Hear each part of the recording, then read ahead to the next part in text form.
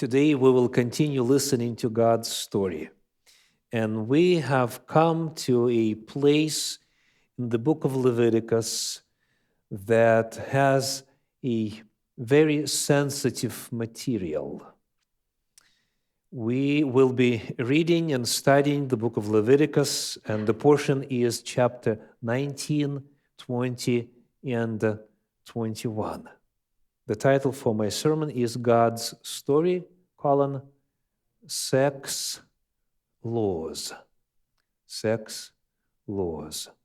There are two chapters in the book of Leviticus that are packed with information and laws on sexuality. And these chapters are Leviticus chapter 18, which was in our previous portion of study. And the next one is Leviticus chapter 20, which is in our today's portion to study. And when you look at their information, both the 18th chapter and 20th, in terms of what they prohibit and what they say, they are identical. Then the question is, why repeat everything one page away? So let's take a brief look at the composition of the material. First in chapter 18, Leviticus chapter 18, first 5 verses is like a preamble. It's an introduction with basic ideas such as historical context of these laws and also the nature of these laws. Then, beginning with verse 6 of chapter 18 through 23, you have prohibitions. This you shall not do, that you shall not do, and so forth. And then, beginning with verse 24 through 30, through the end of the chapter, what we have is consequences of violation. What would happen, what does happen to those who violate these sex laws given in the Bible. So this is the composition of Leviticus chapter 18. When you go further to Leviticus chapter 20, it repeats all the laws, but it does it with a different perspective. The angle is punishment. So after each commandment, there is a punishment attached to its description.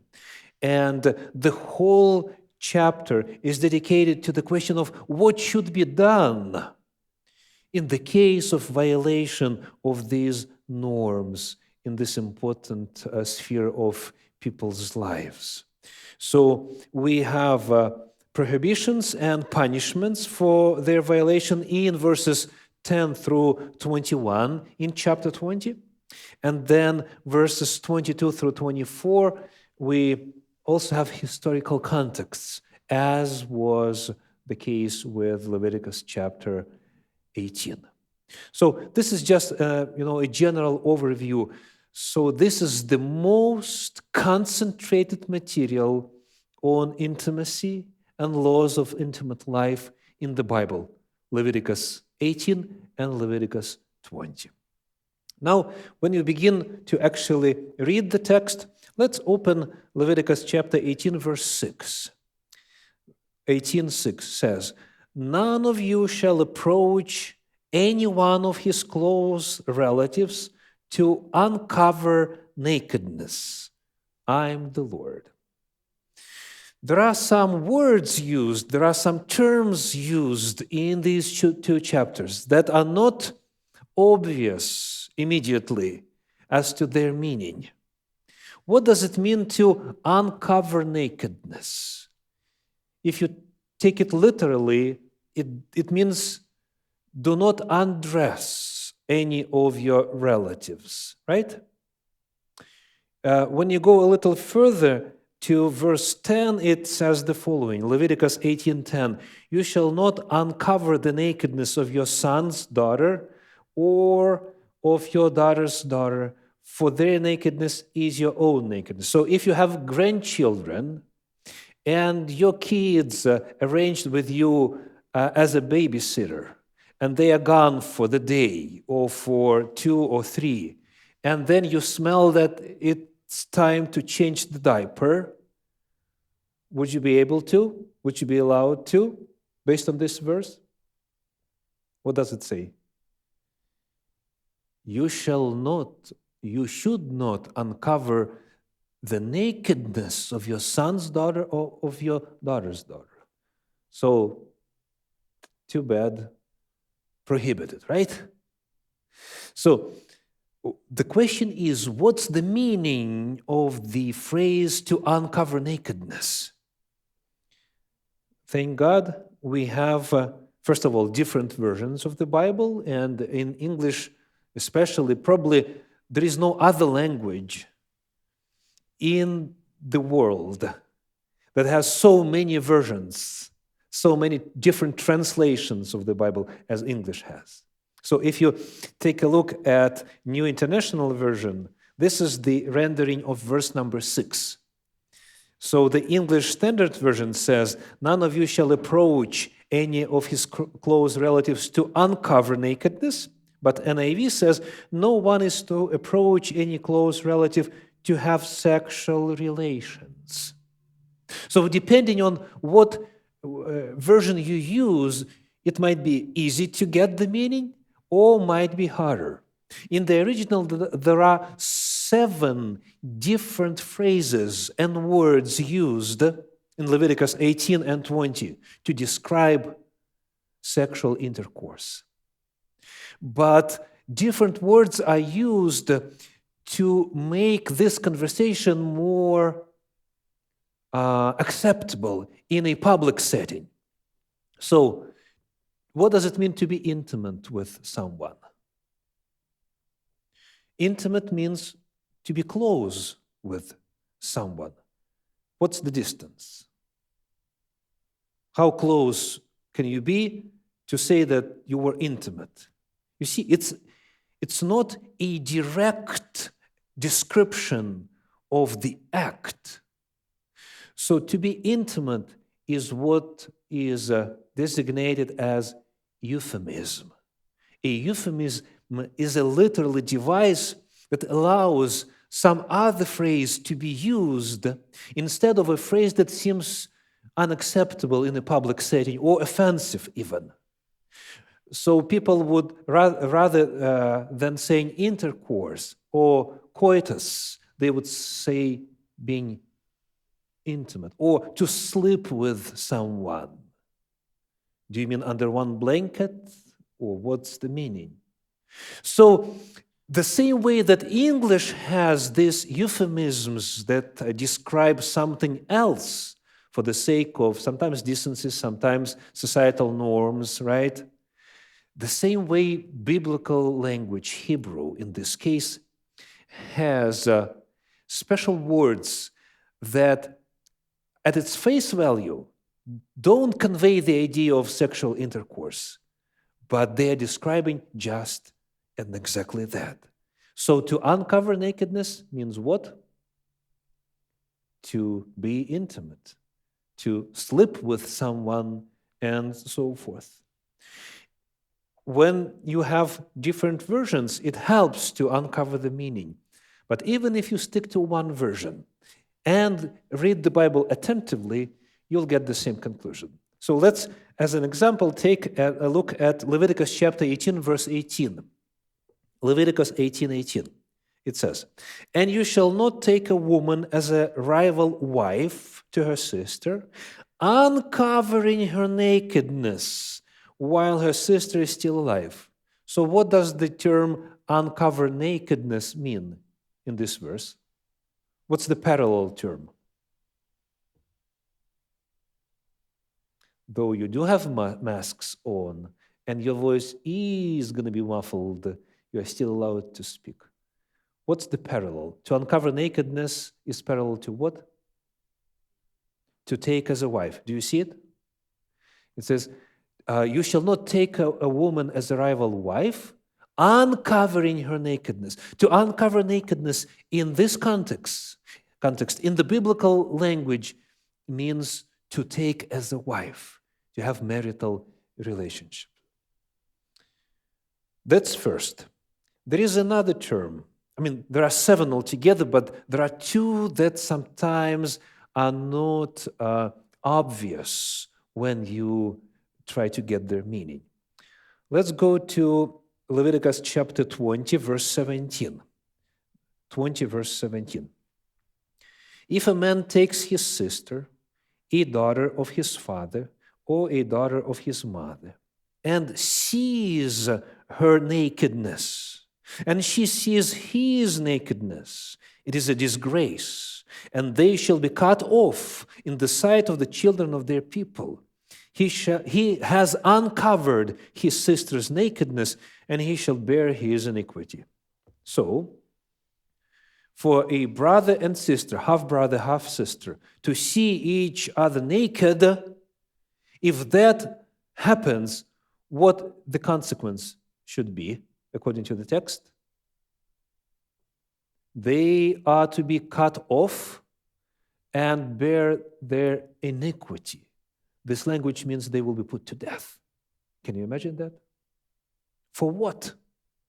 For seeing the nakedness, right? That's the text. So if you take it at its literal meaning, there is this question, what's so, sinful about this? But when you read attentively, there are 3 different terms used in this text that are parallel and that are identical. Let's find them all. What is the first one? We're looking for verbs, action words. What's the first verb? If a man takes, the first one. If a man takes his sister, to take, we already discovered the meaning, means to take as a wife, right? To marry. So, if a man takes, what's the second verb? And sees. So, to take means the same as to see. And what's the third verb describing the same reality, the same action? Last sentence. To uncover. So, to take as a wife, to see, and to uncover the nakedness. To see the nakedness and to uncover the nakedness is the same thing, is the same action. So, please bear this in mind when we will be reading today's commandments, today's portion. Because sometimes when not reading carefully and attentively, not studying, some people come to wrong conclusions about uncovering, undressing, and seeing the nakedness. And they create unnecessary, human-made limitations, restrictions, which are not part of the message and God's story. Okay, I think it should be enough by the way of introduction and some terminology. Now let's go to the text and try to see what commandments are given. What are the sex laws of the Bible revealed in this passage? There are some other laws in the Bible as well on this topic. Surprisingly to many, the Bible has a lot to say on this topic. But today we are limited in our scope of study by the 18th and 20th chapter of the book of Leviticus. Leviticus chapter 18, verses 6 through 18.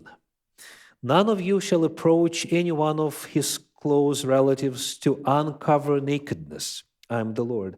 You shall not uncover the nakedness of your father, which is the nakedness of your mother. She is your mother. You shall not uncover her nakedness. You shall not uncover the nakedness of your father's wife. It is your father's nakedness. You shall not uncover the nakedness of your sister, your father's daughter, or your mother's daughter, whether brought up in the family or in another home. You shall not uncover the nakedness of your son's daughter or of your daughter's daughter, for their nakedness is your own nakedness. You shall not uncover the nakedness of your father's wife's daughter. brought up in your father's family, since she is your sister. You shall not uncover the nakedness of your father's sister. She is your father's relative. You shall not uncover the nakedness of your mother's sister, for she is your mother's relative. You shall not uncover the nakedness of your father's brother. That is, you shall not approach his wife. She is your aunt. You shall not uncover the nakedness of your daughter-in-law. She is your son's wife. You shall not uncover her nakedness. You shall not uncover the nakedness of your brother's wife. It is your brother's nakedness. You shall not uncover the nakedness of a woman and her daughter. And you shall not take her son's daughter or her daughter's daughter to uncover her nakedness. They are relatives. It is a depravity. And you shall not take a woman as a rival wife to her sister, uncovering her nakedness while her sister is still alive. What is the term that describes these kind of behavior, this kind of acts, this kind of intimacy acts? Incest. Incest is a term that describes sexual relationship between relatives, blood relatives. But when you look closely, this term would cover only part of the laws revealed here. So some of the people that are prohibited as sexual partners are blood relatives, and some are prohibited in virtue of being wife of a husband or relative of your relatives. So some are prohibited by virtue of marriage with relatives, with your own blood. So the first restriction is related to blood relatives and those who are married to blood relatives. So incest is the first restriction in this list. Let's go to the second one. The book of Leviticus, chapter 18, verse 19. You shall not approach a woman to uncover her nakedness while she is in her menstrual uncleanness. Sex during menstruation, during periods, is prohibited in the Bible. And to those who studied the ritual laws, the laws of ritual uncleanness, there might be a connection here that could be wrong.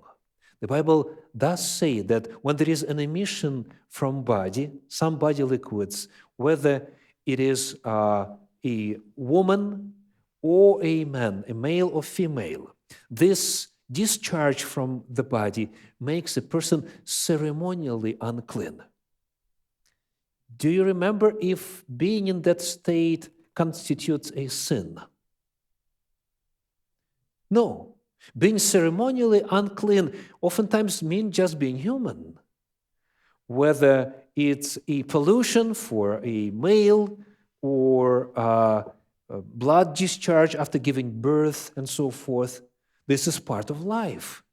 Or you need to bury a dead relative. You become unclean. So being ceremonially unclean doesn't mean being morally unclean. It's not a sin to be ceremonially unclean. And the only consequence is that you are prohibited to approach the sanctuary and participate in its service.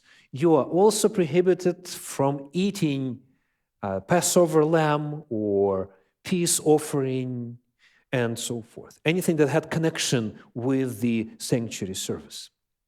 But if you don't go to the sanctuary, you shall not be punished. You shall wait till the evening in some cases. You would need to wash yourself. In some cases, there is a more complex purification ritual, but in any case, it's not a sin.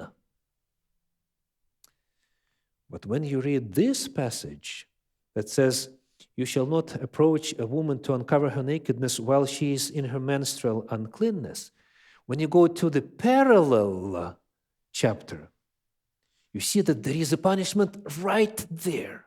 Let's go to chapter 20, Leviticus chapter 20, and let me find the verse that talks about the punishment. You might remember that there is a difference between chapter 18 and 20 in the fact that there is punishment specified after each sin. We need verse 18. If you could please show it to us. Leviticus chapter 20, verse 18. Leviticus 20, verse 18. If a man lies with a woman during her menstrual period and uncovers her nakedness, he has made naked her fountain, and she has uncovered her fountain of her blood. Both of them shall be cut off from among their people. So do you see? Regardless whether they attend the sanctuary service or not, they are punished. To be cut off from the people means to be exterminated, to be punished by death. So the difference between these two laws, ceremonial and moral, is that in this case, having sexual relationship with someone who is during her period, it constitutes a moral sin. Therefore, the punishment is right there because of the fact, because of the act, not if, being ritually unclean, a person goes to attend the sanctuary service. There is this difference that's very important to understand. The ceremonial uncleanness doesn't affect us anymore. There is no sanctuary on earth. But what's written in the book of Leviticus chapter 18 is still in force because we are talking about moral laws and their consequences. So, first prohibition is about incest, is about connection with relatives. Second, sexual intimacy during menstruation. Let's go to the third one. The book of Leviticus chapter 18, verse 20. And you shall not lie sexually with your neighbor's wife, and so make yourself unclean with her. How is this act called? Having intimacy with someone who is not your spouse? It's adultery, right? Adultery, being unfaithful. So this is the third prohibition. Adultery is prohibited. Number 4, Leviticus 18:21. You shall not give any of your children to offer them to Molech, and so profane the name of your God. I am the Lord. We read about different sexual acts, prohibited ones, and then all of a sudden, you shall not give any of your children to Molech. So, at first sight, it appears that there is no connection between this phrase, this commandment, and those that were just before that. And when you go on reading Leviticus chapter 18, verse 22 says, you shall not lie with the male and so forth. So the sex laws continue after this phrase. So you have intimate relationship before that and after that, and then all of a sudden, verse 21 about giving your kids to Molech. What's the first idea? What's the first interpretation should be when you look at the context? What would be the first explanation? What is giving your kids to Molech means? What does it mean? Based on the context. It has to do with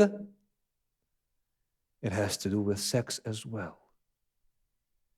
Otherwise, it would be absolutely illogical and out of place to insert this strange, weird commandment in the midst of this heavy topic and heavy commandments we're trying to plow through today.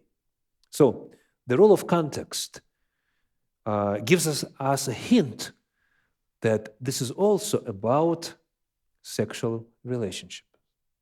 What specifically? Let's go to our parallel passage, which is Leviticus chapter 20, verses 1 through 5. The Lord spoke to Moses, saying, "Say to the people of Israel, any one of the people of Israel or of the strangers who sojourn in Israel, who gives any of his children to Moloch, shall purely be put to death.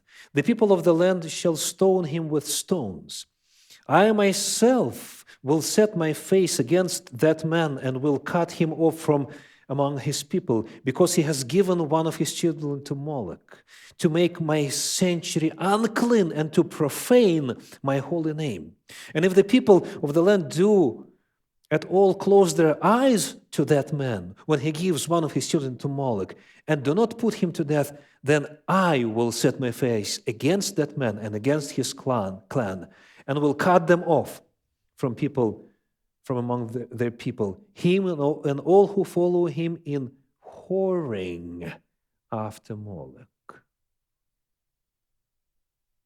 Have you heard the clarification? What it means to give someone to Moloch? The last sentence. And all who follow him in whoring after Moloch.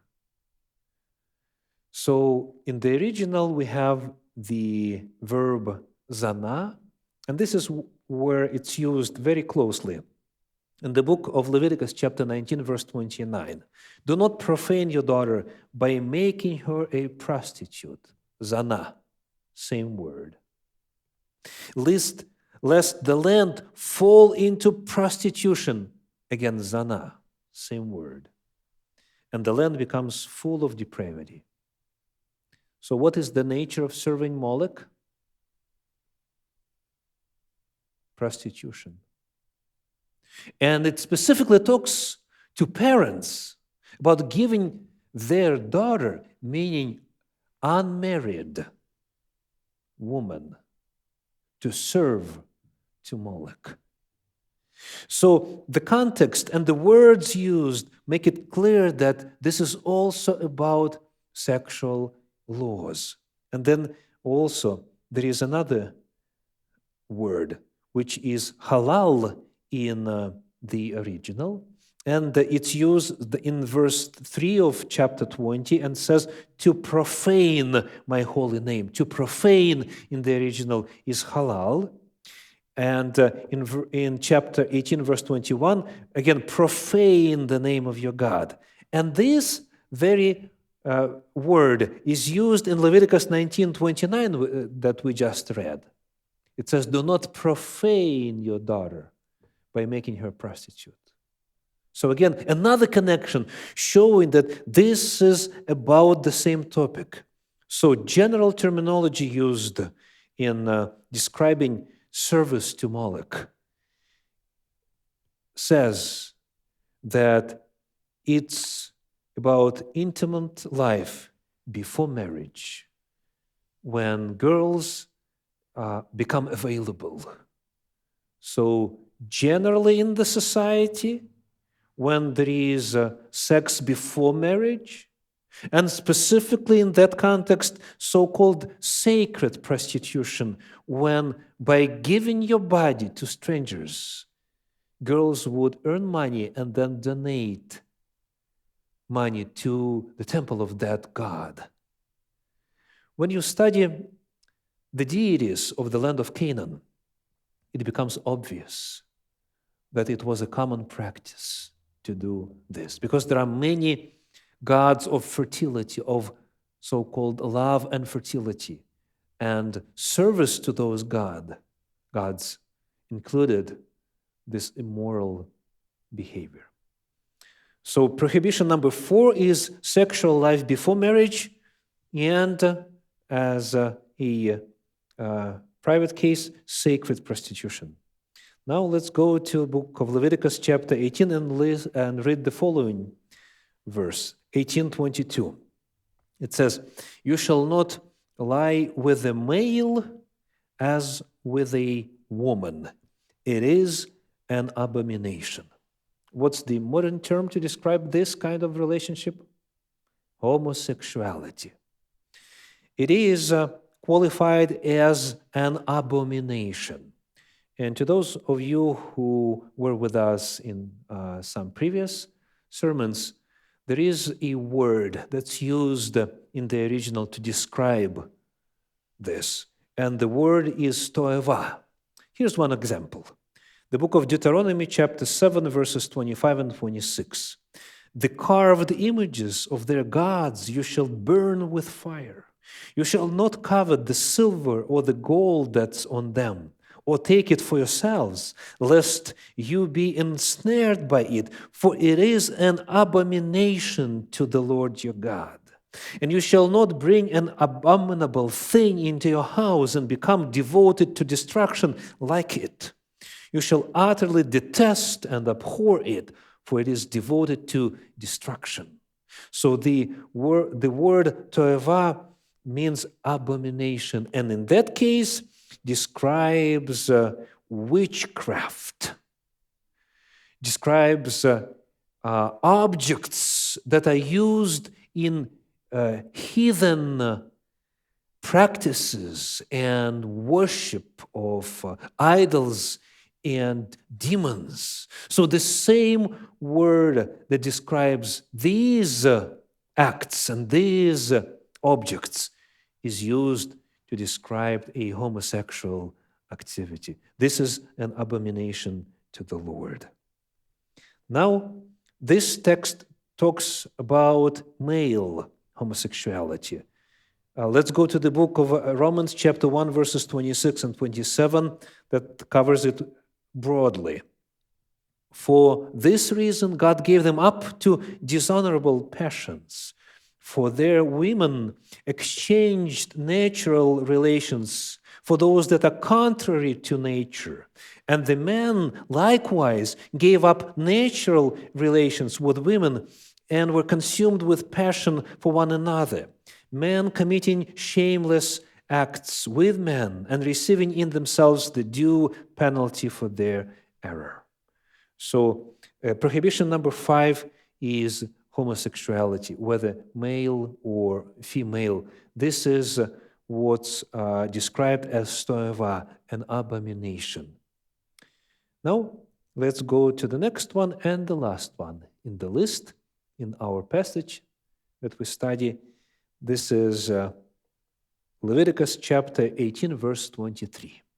It says, "And you shall not lie with any animal, and to make yourself unclean with it. Neither shall any woman give herself to an animal to lie with it. It is a perversion." So this is called bestiality, and this is also one of the prohibitions of sex laws in the Bible. So altogether, there are 6 kinds of sexual relationships that are prohibited in these 2 chapters. First one is incest and connection with those who are married to relatives. The second one is sexual intimacy during menstruation. Third one, adultery, marital unfaithfulness. Fourth one, sexual life before marriage. Fifth, homosexuality. And sixth, bestiality. Now,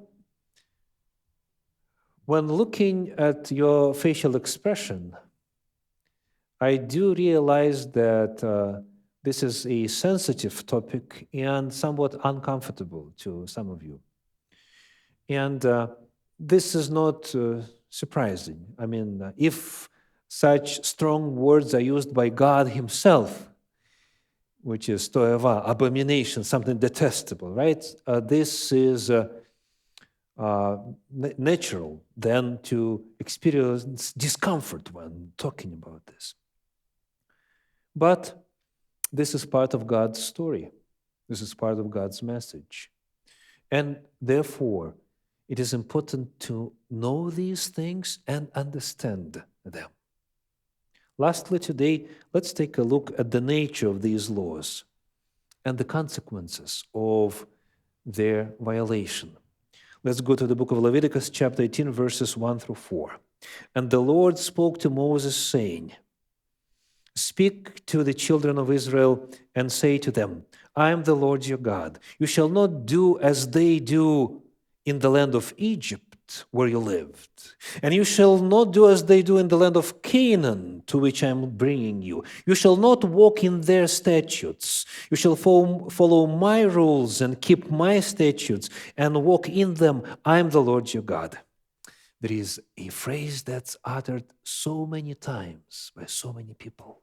And the phrase is, everyone does it. Look around, people say. Who follows those ancient rules and commandments? We live in a modern society, a free society. We could do anything we want to, desire to. So this justification of someone's behavior that sounds like everyone does it is also mentioned in the Bible. God specifically says, don't do like they do, like Egyptians. Don't do like Canaanites do. And as a result, here's the picture. There are only two sets of rules. The one that God provides, and then there is everything else. So all of these perversions and deviations, they are not new. They were in existence way back. And heathens, pagans, not only practiced them, they made them sacred. They made them part of serving their gods. They make them spiritual.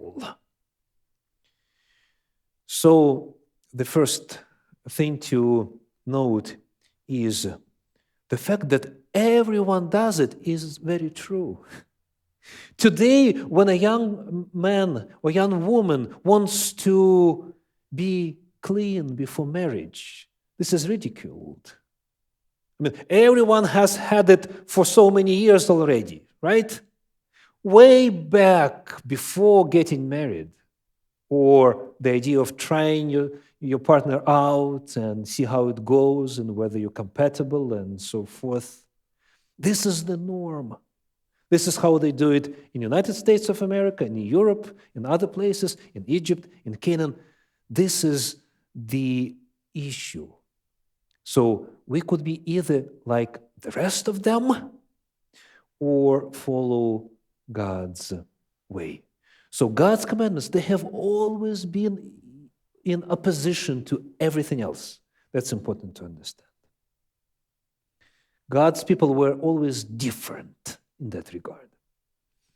And it takes courage to be different, right? It does. Now, verse number 5, Leviticus 18:5. You shall therefore keep my statutes and my rules. If a person does them, he shall live by them. I am the Lord. I am the Lord. What is revealed about the nature of these laws that God gave? They are the formula for life. If you want to live, if you want to keep existing, meaning you and your kids and your grandkids and so forth, these are the rules to live by. So again, God's commandments are a formula for life, a matrix of existence. Anyone who wants to exist needs to take them into account and be faithful to them. And what happens if they are broken, if they are violated, these rules and commandments? Leviticus chapter 18, verses 24 through 30. Do not make yourself unclean by any of these things, for by all these the nations I'm driving out before you have become unclean. And the land became unclean, so that I punished its iniquity, and the land vomited out its inhabitants. There were a number of nations that live in that land before Israel settled in. And look, these laws were applicable to them as well. And because they violated these laws, the land did what? What's the term? Vomited them out. So first of all, it's important to see that these laws are for all nations, because this is the natural way of life. And then God says, if you do not want to be vomited out, please don't follow their example. Please don't do what they did. So these laws are presented as part of the natural order of things. And when the natural order is broken, then life begins to disintegrate, to just fall apart. And the violation of these laws causes the reaction of matter and leads to death. The history has shown that when any civilization becomes so free that these laws are broken and violated, that civilization comes to an end. This was the case with the land of Canaan. This was the case later with Romans, before that with Greeks, and so forth. But unfortunately, the biblical prediction is that the whole earth, the whole human civilization, the whole population of the earth will also go that route. We read in the book of Jude, an epistle of Jude, verses 7 and 8, just as Sodom and Gomorrah and the surrounding cities, which likewise indulged in sexual immorality and pursued unnatural desire, including homosexuality, serve as an example by undergoing a punishment of eternal fire. Yet in like manner, these people also, relying on their dreams, defile the flesh, reject authority, and blaspheme the glorious ones. When deviation becomes the norm, civilization comes to an end. So today, we have a choice. What pattern, what laws, what commandments will govern our sexual life, our marriages, the way we raise our kids, what kind of ideals we will install in them? It's going to be either God's or the ones held in the society. And the society is going down the slope. Perversions, along with deviations, are becoming norm more and more. And if parents do nothing, the kids will just simply reflect the societal norms. And the whole human civilization will continue its fall to its death. So there is a choice.